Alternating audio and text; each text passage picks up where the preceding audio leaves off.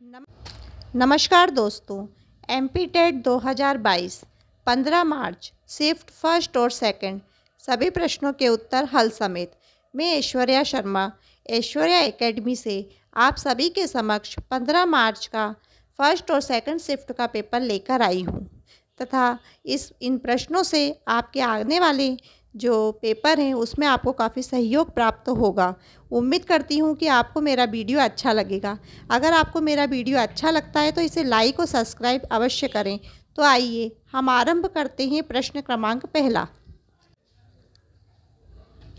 भारतीय अंतरिक्ष अनुसंधान के अध्यक्ष कौन है? तो इसका आंसर है एस सोमनाथ। प्रश्न क्रमांक दूसरा देखें, भारत की प्रथम महिला यात्री कौन है? तो भारत की प्रथम महिला यात्री कल्पना चावला है। प्रश्न क्रमांक दूसरा देखें, भाभा परमाणु अनुसंधान केंद्र की स्थापना कब हुई?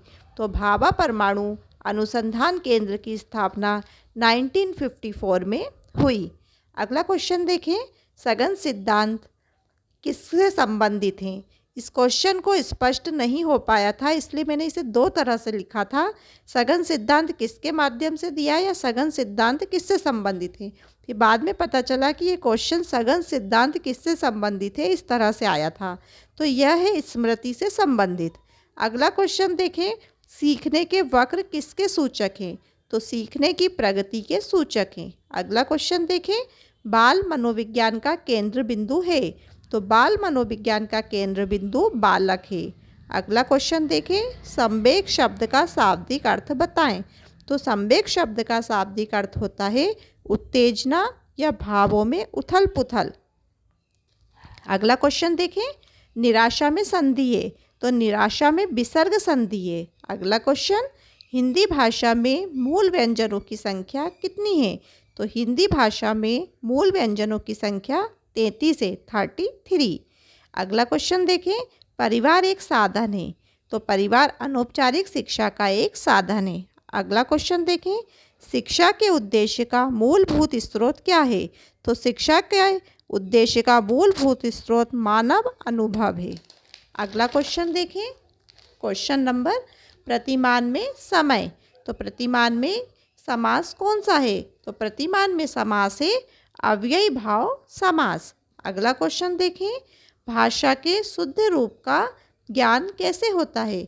तो भाषा के शुद्ध रूप का ज्ञान हमें व्याकरण से होता है। अगला क्वेश्चन देखें, व्यक्ति से संवाद करने की प्रक्रिया क्या कहलाती है? तो व्यक्ति से संवाद करने की प्रक्रिया संप्रेषण कहलाती है। अगला क्वेश्चन देखें, मानसिक आयु का प्रत्यय किसने दिया? तो मानसिक आयु का प्रत्यय बीने साइमन ने दिया। अगला क्वेश्चन देखें, तापयनिक उत्सर्जन का सिद्धांत किसने दिया? तो यह दिया है एडिसन जी ने। अगला क्वेश्चन देखें, विलियम जेम्स किस विचारधारा के प्रवर्तक थे? तो विलियम जेम्स प्रयोजनवाद विचारधारा के प्रवर्तक थे। अगला क्वेश्चन देखें, भाटिया परीक्षण का प्रयोग होता है? तो भाटिया परीक्षण का प्रयोग बुद्धि से होता है, तो इसमें उत्तर आएगा बुद्धि। अगला क्वेश्चन देखें, टाइटन किस उपग्रह का प्राकृतिक उपग्रह है? तो यह है शनि ग्रह का। अगला क्वेश्चन देखें, सुनामी का कारण क्या है? तो सुनामी का कारण है समुद्र तल में भूकंप। अगला क्वेश्चन देखें, पौधों में अर्धसूत्री विभाजन होता है? तो पौधों में अर्धसूत्री विभाजन परागकोश में होता है।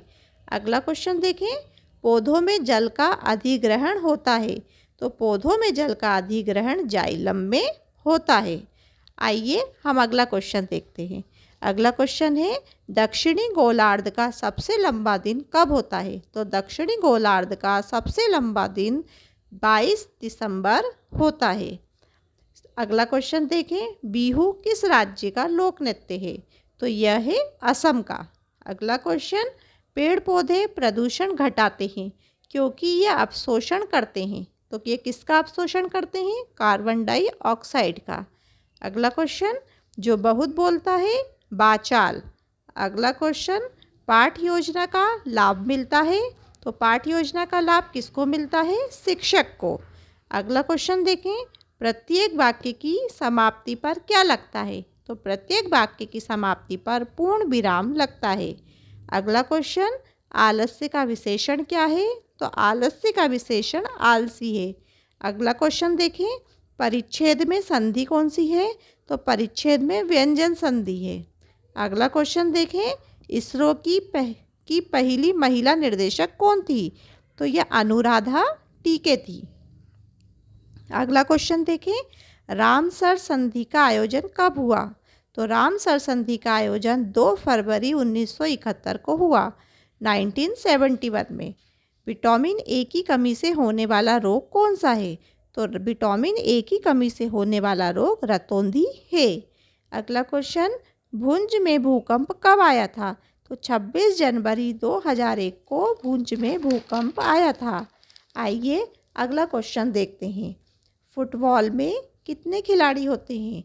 तो फुटबॉल में 11 खिलाड़ी होते हैं। कुचिपुड़ी कहाँ का नृत्य है? कुचिपुड़ी आंध्र प्रदेश का नृत्य है।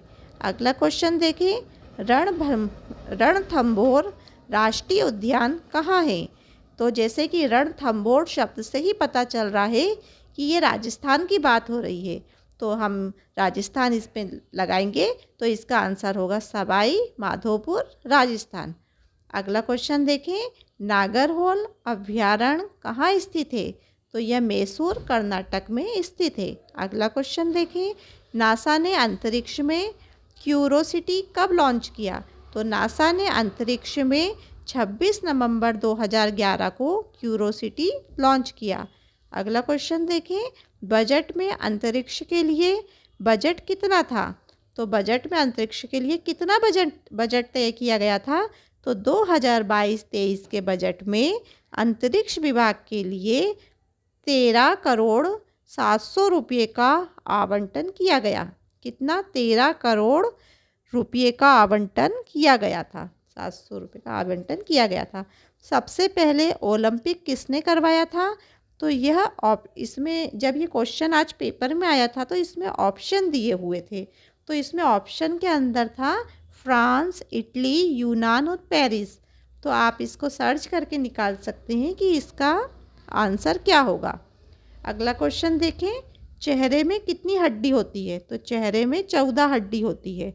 और एक तो ये क्वेश्चन आया था, और एक कल का जो पेपर था उसमें ये क्वेश्चन भी था कि खोपड़ी में कितनी हड्डी होती है? तो इसमें 22 हड्डियाँ होती है। तो ये हड्डी से संबंधित क्वेश्चन भी पूछे जा रहे हैं, इन्हें भी देख लें। अगला क्वेश्चन देखें, ओपीईसी में कितने सदस्य देश शामिल है? तो इसमें 13 सदस्य देश शामिल है। अगला क्वेश्चन देखें, कॉमनवेल्थ गेम्स की शुरुआत कब से हुई? तो 1930 से 1930 से कॉमनवेल्थ गेम्स की शुरुआत हुई है। अगला क्वेश्चन देखें, सौरमंडल में सबसे बड़ा ग्रह कौन सा है? तो सौरमंडल में सबसे बड़ा चंद्रमा गैनीमेड बृहस्पति का सबसे बड़ा उपग्रह है। तो सौरमंडल में सबसे बड़ा उपग्रह पूछा था, शायद ये भी क्लियर नहीं हो पाया था क्वेश्चन, तो इसमें कुछ ऐसा ही था कि गैनीमेड बृहस्पति का सबसे बड़ा उपग्रह है। तो अगला क्वेश्चन देखें, शुक्र ग्रह के अन्वेषण करने के लिए भेजे गए सबसे पहले रोबोट अंतरिक्ष यान का क्या नाम है? तो ये मैगलेन है इसका आंसर।